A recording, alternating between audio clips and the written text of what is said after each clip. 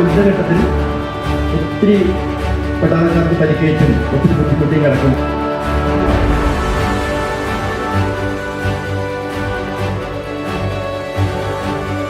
ഇരിക്കുമ്പോൾ ഞാൻ back to my college or school അങ്ങനത്തെ അങ്ങനെയൊക്കെ എനിക്ക് ഫീൽ ചെയ്യുക.